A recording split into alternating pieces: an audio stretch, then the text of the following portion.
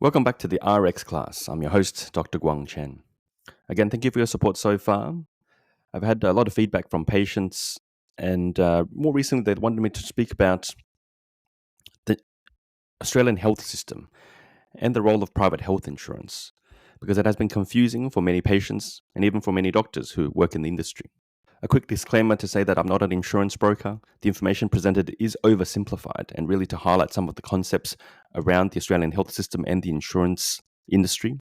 Please do your own research before making any decisions about the insurance policy. Perhaps before we start, I'd like to present an oversimplified view of how the health system works in Australia, so that we can better understand the different providers and stakeholders in this particular industry. In the very traditional sense of a hospital, which may be the easiest way to think of providing healthcare, we typically divide the hospital into different departments or sections. For example, a hospital may have an emergency department or emergency room where it caters for emergency situations. These patients may be discharged or they may be admitted to the inpatient unit. Within the inpatient part of the hospital, patients typically stay overnight or stay for multiple days. They are given additional treatments or care. They may have procedures or operations. And from the inpatient part of the hospital, patients are usually discharged back home or perhaps to another facility for ongoing care or rehabilitation. In Australia, some hospitals, especially larger hospitals, also provide what's known as an outpatient department. The outpatient department typically sees patients who are from home and they come to visit the doctor, the nurse, or other health practitioners for a short period of time during the day, and they return home. There are additional parts to the hospital that work within that work with the ED, inpatient and outpatient department. There is the pathology department that looks after blood tests, urine samples, etc. There is the imaging department that looks after X-rays, ultrasound, CT, MRI, etc. That may also be the kitchen, provides food for the inpatients, outpatients, and ED department. Other departments may include cleaning department, maintenance department. And so if you think of it like that, the traditional hospital is very large. It contains many, many, many different components. But in Australia, generally speaking, if you're going to a public hospital and if you're an Australian resident, there is the universal health system, which we call Medicare. And for patients who hold Medicare, when you enter the public hospital system, the hospital does not charge you directly any fees. All the funding that is required to run the hospital typically comes from the government. What is interesting in Australia is that there is a coexisting private health industry in the sense that the government has allowed private companies to take over some of these components. And so, for example, we have multiple private pathology companies which run private labs. And so you could have your blood test done at those places. The fees are somewhat complex, but is partially offset by the government Medicare system, and the patients may pay a small out-of-pocket for the convenience. Similarly, there are private imaging providers that you could have X-rays close to home. And again, some of the fees are partially offset by the government through Medicare, as well as there may be a small out-of-pocket fee for the patient. But what is perhaps interesting is that there are also private providers who can provide inpatient care. So these private providers typically target a small part of the inpatient services. Typically, they target surgical, mental health, rehabilitation, maternity, and sometimes medical. There are some obviously very large private hospitals that cater for all of them. And in terms of the private providers, you can imagine it's going to be very expensive to run a private hospital. You've got the building, the equipment, the cleaning, the maintenance, the nursing staff, and they typically also use a third-party pathology provider or a third-party imaging provider. And in terms of the doctors that come to look after the patients, again, these doctors are not part of the hospital, and they charge fees separately. And what happens is that the cost to run a hospital is very, very expensive, and a typical hospital stay maybe several hundred to several $1,000s, depending on where you are, what procedures you're having, what kind of care, what kind of medications you're having. And so there exists the private health insurance industry, where similar to other insurances, everyone pays a small contribution, and for the people who need it, they essentially pay very little uh, to use the insurance policy, such as typical car insurance. The cost of repairing a car may be several thousand or tens of thousands of dollars. However, for each individual person, you might pay $1,000 per year. And with a large customer base, that allows the insurance company to essentially cover the costs of any major repairs. And this is the same case with the private health insurance. Look, in Australia, the private health insurance is very complex, and we'll go through them briefly and in a simplified way. The private health insurance is typically divided into three parts. There is the hospital cover, the extras cover, and also in certain states, what is known as ambulance cover. Let's focus on the hospital cover in the first instance. When you purchase hospital cover, depending on which provider you use, there are typically different tiers.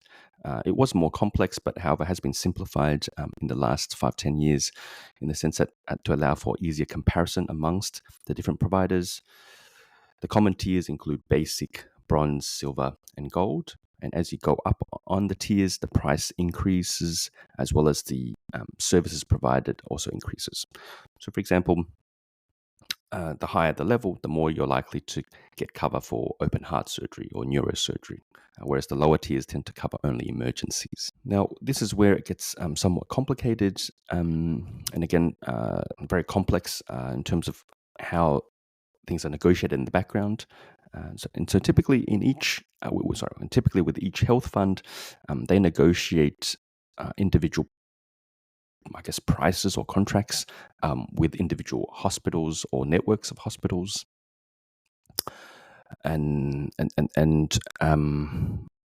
so, for example, if you were to have a bad knee that required a knee replacement, each individual health fund would say that, well, for a knee replacement, we would pay the individual hospital this certain amount of money to cover for the cost of the hospital bed, the nursing staff, the operating theatre time, and in Australia also includes the prosthesis cost, which is a major factor in rising private health insurance costs.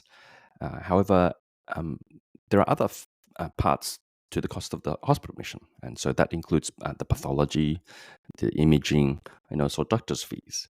And generally speaking, again, each health fund negotiates a price that is paid to those providers. Some of that actually does also come from Medicare. Again, that's another story we may explore a little bit later. However, generally speaking, each provider can charge more than what was agreed by the health fund. And so that is what is known as the gap or out-of-pocket cost. And this can vary greatly. The gap may be small in terms of dollars, but it may also be thousands or tens of thousands of dollars. And so it is important to always get financial consent before committing to a long hospital admission, even though that you might think you have the top cover or you have gold cover, and that sometimes can be misunderstood that it covers all costs. Now, to make things more complicated, the government has incentives or disincentives to buy private health insurance. And look, I'll speak briefly about these, but I would do your own research and maybe speak to your accountant about some of these finer details. So, for example, healthcare is expensive, and part of the cost to recoup that is through the taxation system. And in Australia, we have a tax bracket system where, depending on how much you earn, the amount of tax you pay changes, tends to increase. Actually, the amount the more you earn, the more you pay. And one special tax surcharge is known as the Medicare levy surcharge. And so, depending on your tax income as an individual or as a family, if you reach that and above, you will be charged the Medicare levy surcharge.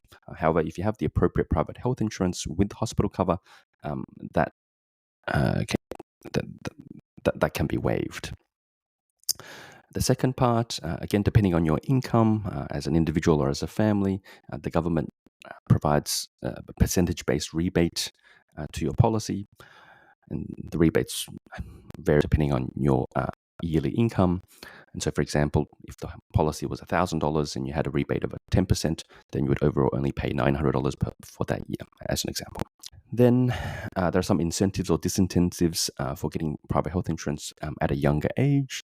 And so, for example, if you were to get health cover younger than the age of, I think, 30, there are some discounts depending on when you take up cover. And similarly, if you were to take up private health insurance after the age of 31, the cost may increase, and that's known as the lifetime health cover surcharge. And just to summarize, the private health hospital cover is intended to really cover predominantly the hospital costs of a particular stay.